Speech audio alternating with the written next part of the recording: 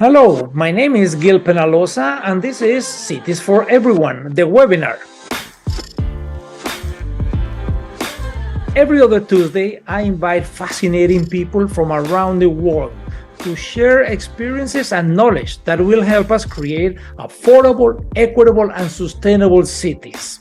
I was born in Bogota, Colombia, where as commissioner, I led the design and construction of over 200 parks and took a small program called Ciclovia, Open Streets, and increased it to over 120 kilometers, 75 miles of car-free streets every Sunday and holiday, where more than 1 million people walk, bike, run, shop, enjoying the presence of each other.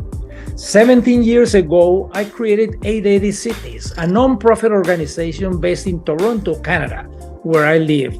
Last year, I ran for mayor and came second with 100,000 votes. My aim was to change the conversation in creating a Toronto for everyone. I've been fortunate to have worked in over 350 cities in all continents, sharing and learning. Based on all experiences, I developed master classes and keynotes customized to each city. But Cities for Everyone, the webinar, is a way of giving back. It's always free and hopefully always interesting. Please invite others to join us every other Tuesday, anyone who cares about cities and people, equity and sustainability, about all living older, healthier, and happier.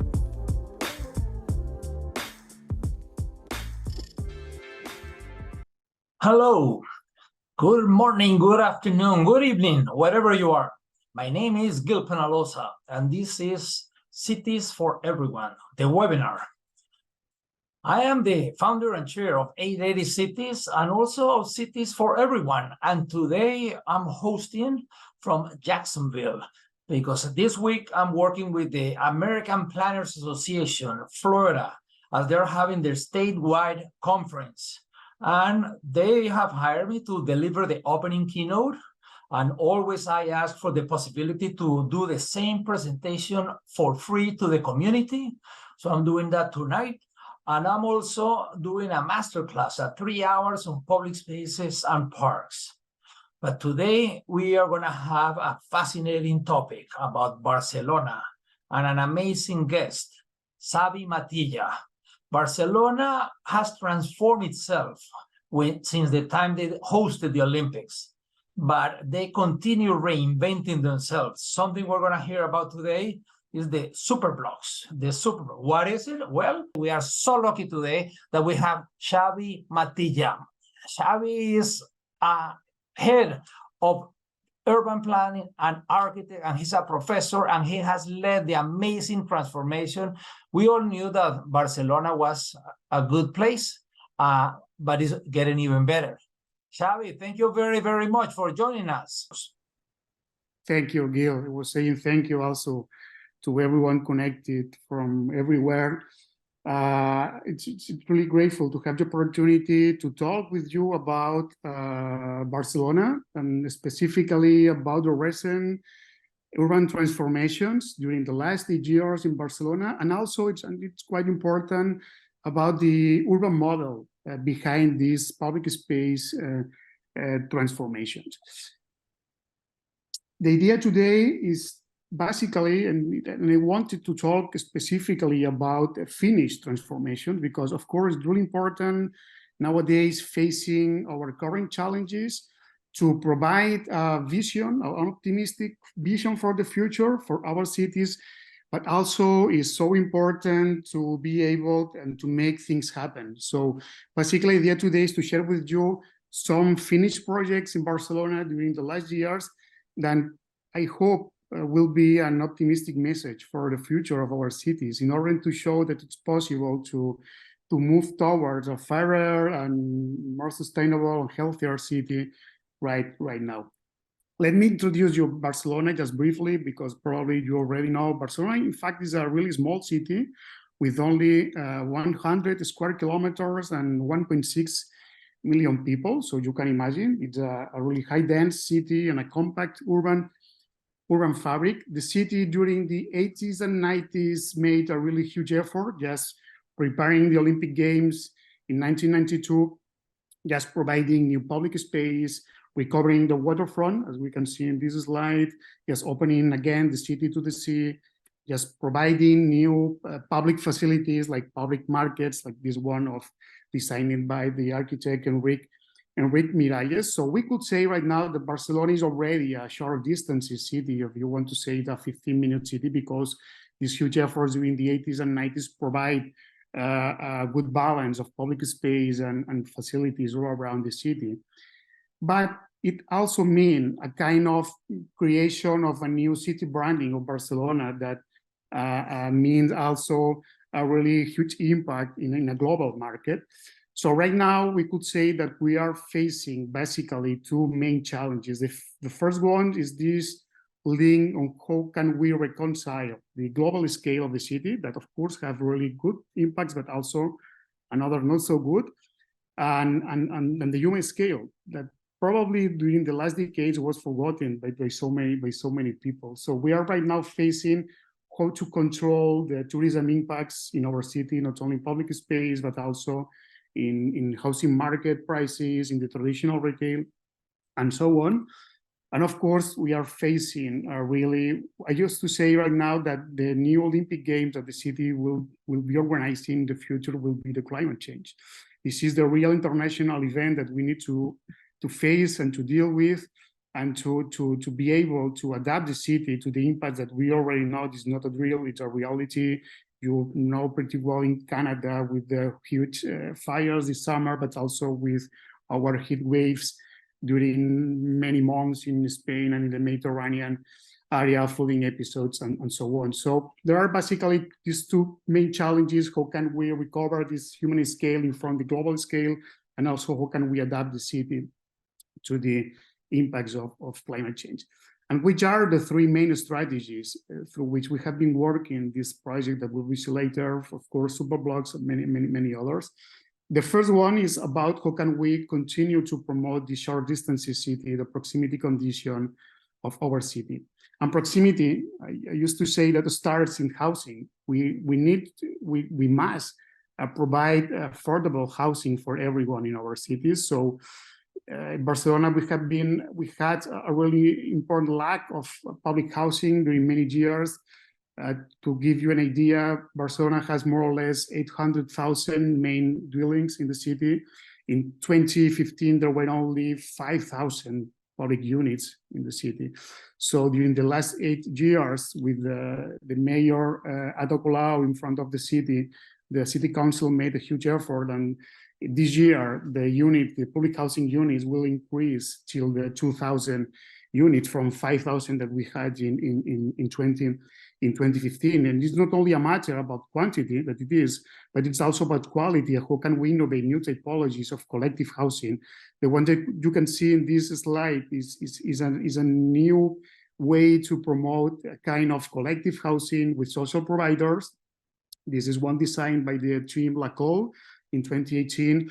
And it's important to show how these new ways to provide housing and cooperative housing is able to provide also new collective rooms, collective space within the collective building in order to promote these new social activities within also the building. Proximity is about facilities. Also, I said before, the city made a huge effort during the 80s and 90s, but it's still continuing doing this effort in order to provide like the example that we can see right now with new public libraries around the city. This is for me one of the most beautiful maps of the city of Barcelona, the public libraries map, showing that we have a really good balance, a distribution of this really important facility in all the neighborhoods. You can see the pictures. One of the last libraries built in Barcelona, the Gabriel García Márquez Library, that has been prized recently as the best public library in the world. And of course, proximity is about also to promote mixed-use urban fabrics. I won't go deeper, but just to give you an idea, basically we aim to how to increase housing units in those areas that used to be more industrial. Probably the most well-known project is the 22 at the former industrial area of Barcelona, who had a first transformation at the beginning of this century, basically grounded in how to create new innovative activities, 2 years ago, we also approved a new transformation of the sector in order to increase the housing units. You can see, from the 2000 project to the 22 project in order to provide more housing public in this area and also to promote this kind of mixed use new urban fabric. And it was interesting because the new plan tried to invite not to demolish existing buildings, but to create over the existing city, increasing new floors or just creating new buildings added to the existing ones. So the idea is never demolish, just how can we densify the city with new uses, promoting mixed use, and with new buildings.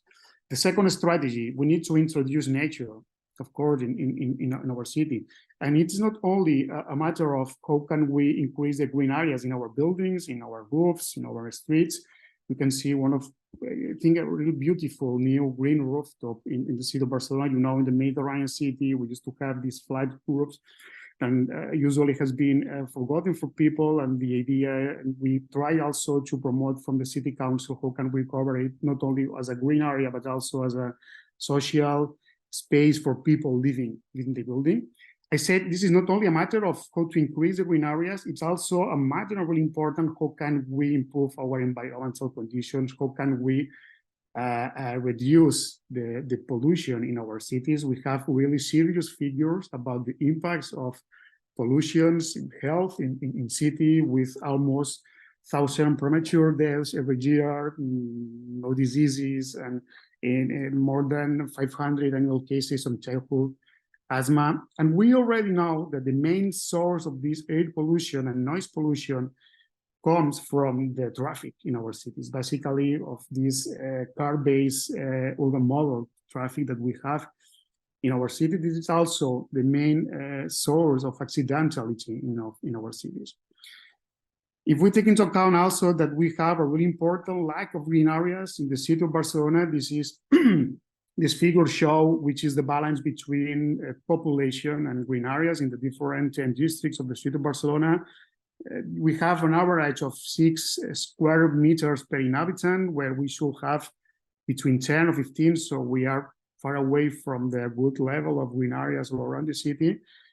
Because of Barcelona, if you know the city is not a city with large parks. We basically have only small and medium-sized parks. So I used to say also that Barcelona is a city of streets.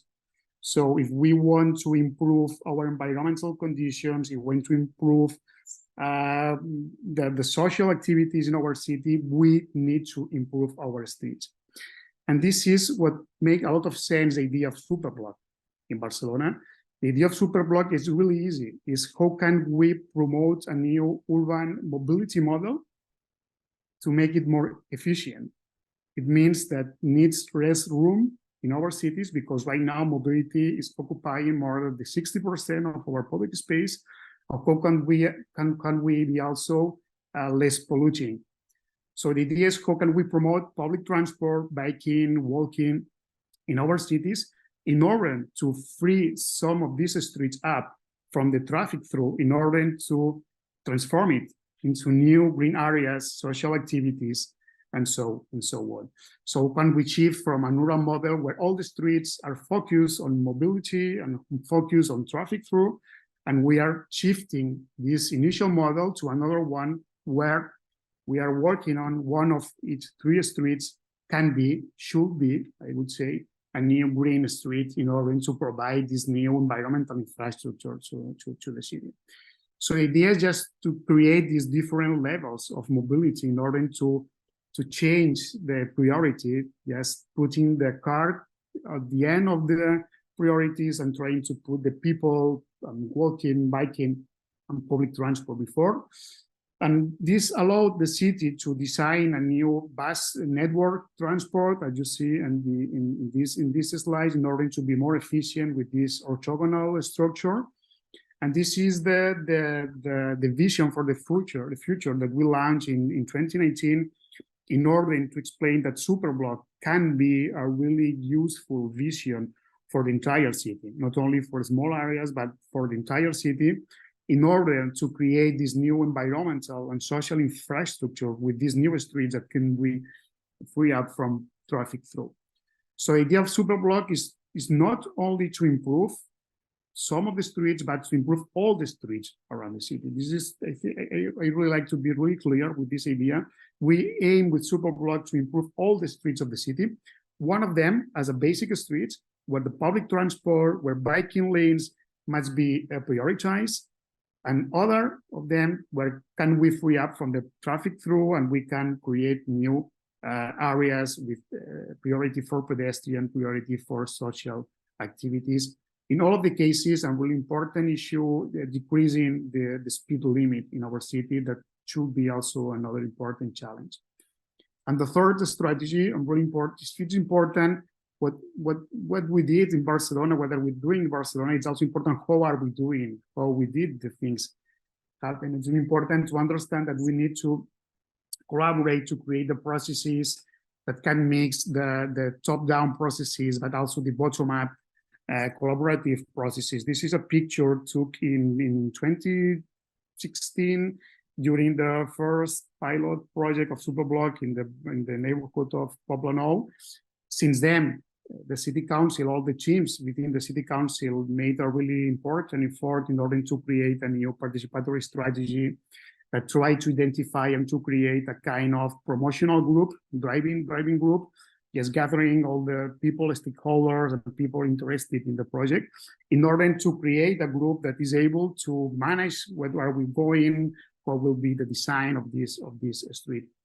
We also use a really important digital tool, a really important digital tool. This is the platform, the Decidim. It's an open source platform that allows the city council to manage the different digital spaces, to engage people to participate, and also allow the city council and the teams to be really transparent with information where everyone can have access to all the information that can explain every project. There are some pictures doing our works with, in this case, with handicap groups in order to check the different pavements in the city, collaborating with the schools in different collaborative process of public space design.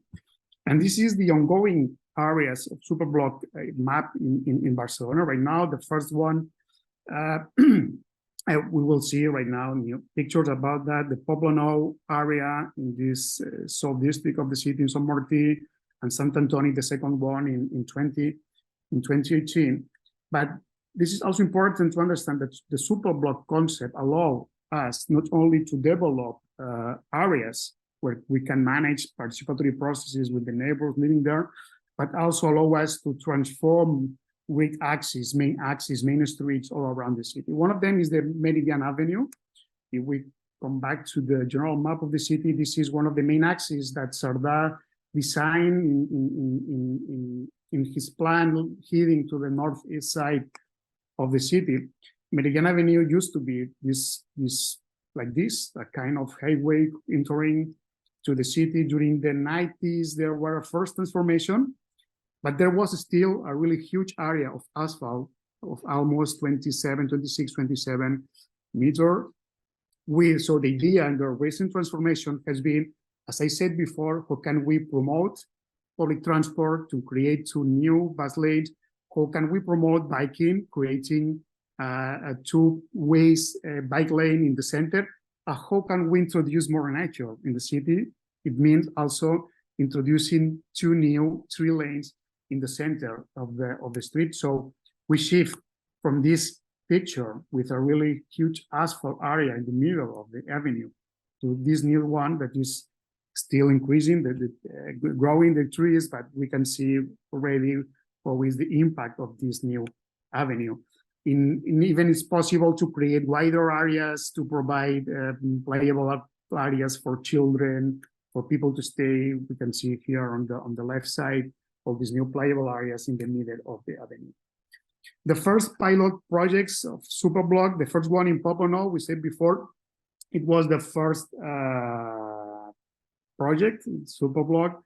So it followed basically the idea of 3x3 blocks with the changes of the mobility, avoiding the cars crossing through these areas, so to remain the cars on the perimeter and and generating the kind of booklets within the Superblock. There are some picture. It was in 2016.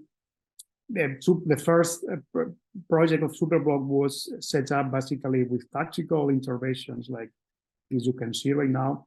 The second pilot project was in Sant Antoni neighborhood, and there it was in 2018, and there was a mixed sort of intervention, some of them tactical, some others in a structural way, like the one that you can see in front of the market of Sant Antoni.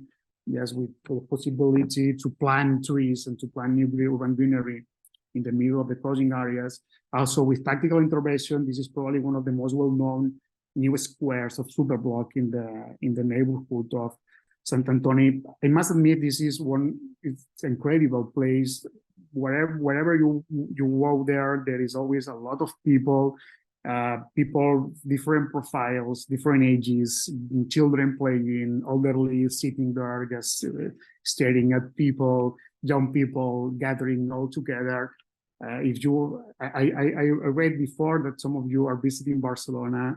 Perhaps I invite you to visit this place. And the most important thing, the figures, because we created a protocol to monitoring the impacts of the project. All the figures through this monitoring process show that the goals has been reached. So the project has been able to reduce air pollution, has been able to reduce noise pollution, has been able to increase the surface for social activities, has been able to reduce the amount of cars that are crossing the area every day. And the most important, the transformation has been able to boost the social activities in the neighborhood. In Sant Antoni, before the Superblock, before 2016, there were less than 5 social activities in public space. I mean, cultural, fairs, markets. After Superblock, it increased over 30 social activities. And there you can also see sometimes a kind of self-organized chess tournament between different people. And let me just to make a point about tables in public space. In my opinion, the public table on a street is one of the most revolutionary issues that we can provide in public space, because tables allow people to gather together, to play, to work, to have dinner, a lot of things. So basically, a table on the street is showing that the street is not only a place to pass through, it's a place to stay, to live there with others, so in a collective way. So after this first period between 2016, 2019, we realized that Superblock needed then just to scale up and to show that it was possible to unfold the project to the entire city of Barcelona. And this was the moment that we launched this plan that you can see right now as a vision for 2030, just showing that the central district of the city, the Eixample, that is probably the district with less green areas, with more problems about air pollution, can be transformed during the next 7 years, providing a new systemical infrastructure with this new network of green streets that could increase more than 30 hectares for pedestrian space, more than 6 hectares of greenery. The idea is to create a systemical transformation all around the district and provide also a new idea of a street. We come from idea of a street with a car-based design. So the idea is to understand that the street should be a new infrastructure in order to provide new environmental services, increase the shade in the city, so reduce temperature, introduce new furniture and new designs for people living there. So innovating materials, protecting landscape, heritage, guaranteeing the accessibility all around the city. This is probably most technical information, but what we did about this new idea of a street is to set up a new model of the street that will be the model, the guidelines to follow in further projects that the city, starting with the subsoil. But sometimes we forget the subsoil is absolutely essential in our cities in order to manage the water cycle and in order to improve the conditions for greenery. So the idea is to create this new different streets and areas with regenerating the subsoil in order to improve the quality of the subsoil for the water and greenery, and also to increase the possibility of new trees. We are suffering right now really heavy heat waves in Barcelona. We need to increase shade in our cities. So the idea is, once we have removed cars from the center of the city, we can plant trees in the centers, if not in the center, more or less in the center of the streets, in order to shift from a punctual structure of trees into a new canopy, so into a new continued shade to provide this new environmental condition to the street. And of course, giving priority to bikes and pedestrians in our streets. There are some pictures of the different stages of the transformation. This is one of the streets that has been recently finished, but this picture shows the first project that we set up during the Corona crisis, just using tactical intervention in order to give a first step to the final transformation, reducing car lanes, increasing the pavement for pedestrians. This is the render that we made with the team that designed the public space.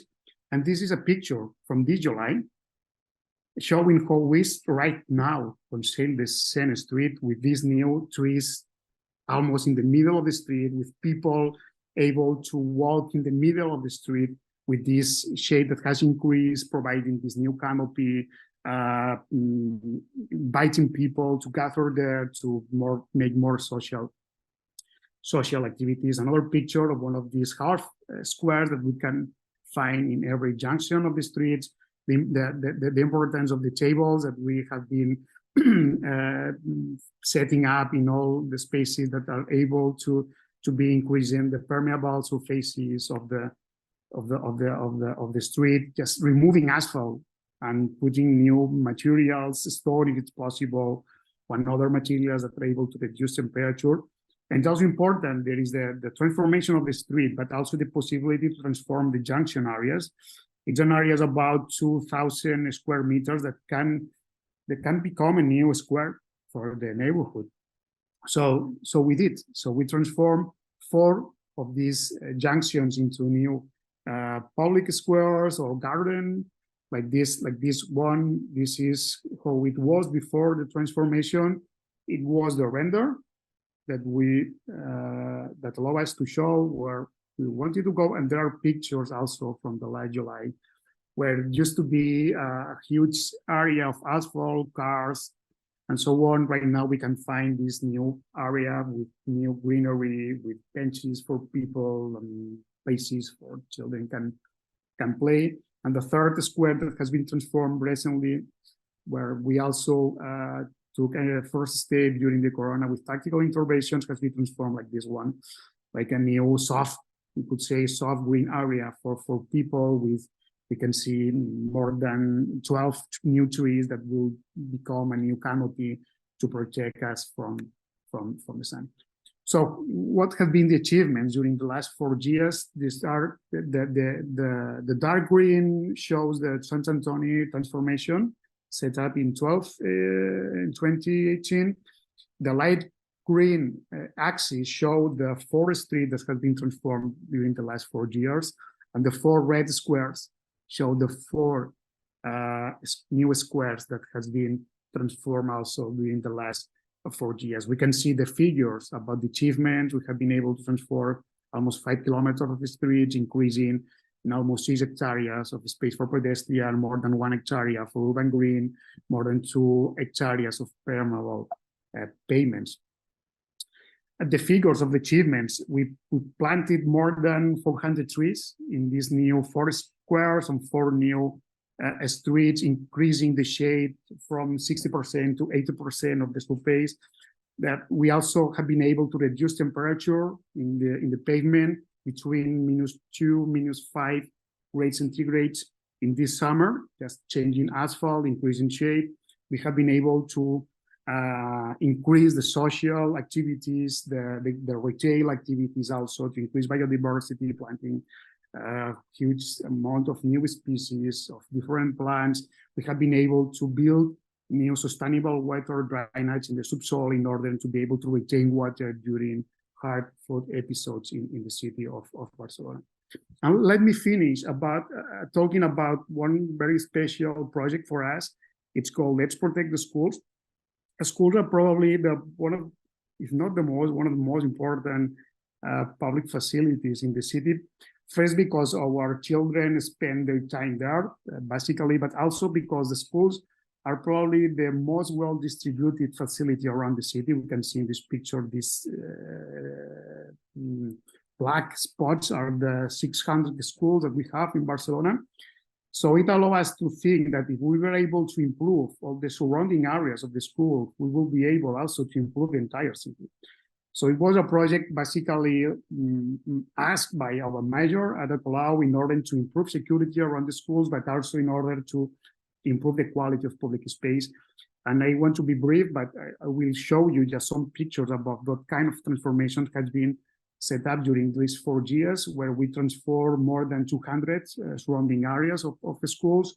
One of these that basically is to create what we call a new school street, removing cars and providing new furniture and new spaces for school community and children to play there, just taking advantage of some corner areas we call chanfran in Barcelona in order to increase the area where families are able to stay before and after the time, and to provide new surfaces and new space, new room for schools to be able even to do their lessons during the corona restriction during some times. These are the achievements, because just improving 218 schools, we were able to recover more than 35,000 square meters of asphalt that right now is not more used by cars, but used by people. We also introduced 12 new speed cameras in order to reduce the speed in front of these schools.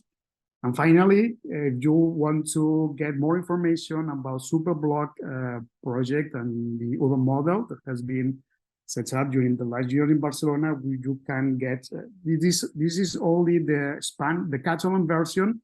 I asked just today about the English version, and they told me that it's almost arriving next week, I think. So I will be able also to provide you a new link with the English version when we have it, but almost you can get this link to the book. And finally, we also have, like in Bogota, Gil, an open streets project that we launched in 2019, where some of the streets every weekend close to the cars every weekend and open to the people and make possible scenes like the one that you can see where you can put a piano in the middle of the street, and during the week is plenty of cars, and during the weekend you can listen music. Because for me, this is one of the main ideas. We need to recover the senses in our city. We need to recover the calm, and we need to be able, our cities, to be again a place to live in a collectively way. So that's all. Thank you so much. Thank you, thank you, thank you. What a wonderful presentation. We have learned so much. It's really amazing. Also, because my goal with doing these webinars is to get people to become passionate advocates, to move from thinking and talking to doing. And you have given us so many examples. For example, that over 200 schools in Barcelona now have school streets. So the streets in front of the school are not for cars, at least during the school day, but also the superblocks, how the superblocks, you are moving it, rolling it out citywide, and how this is like a 9x9 block where one street is for people to walk and bike and have trees and parks and green. The next one, the same, walk and bike and parks and trees. And then you can have cars. And then the next two, again, only for people. And then the next one makes everybody, including cars. This is amazing transformation. And all of the examples that you showed of pop-ups and whatever, I hope that people viewing this will share it with elected officials, with senior staff, with advocates, with the media, because the more that people know about this, the more that people will be able to implement it in other cities or any size, anywhere. Thank you very, very much, and have a wonderful evening. Take care. You're welcome, Gil. Thank you, all of you. Thank you so much.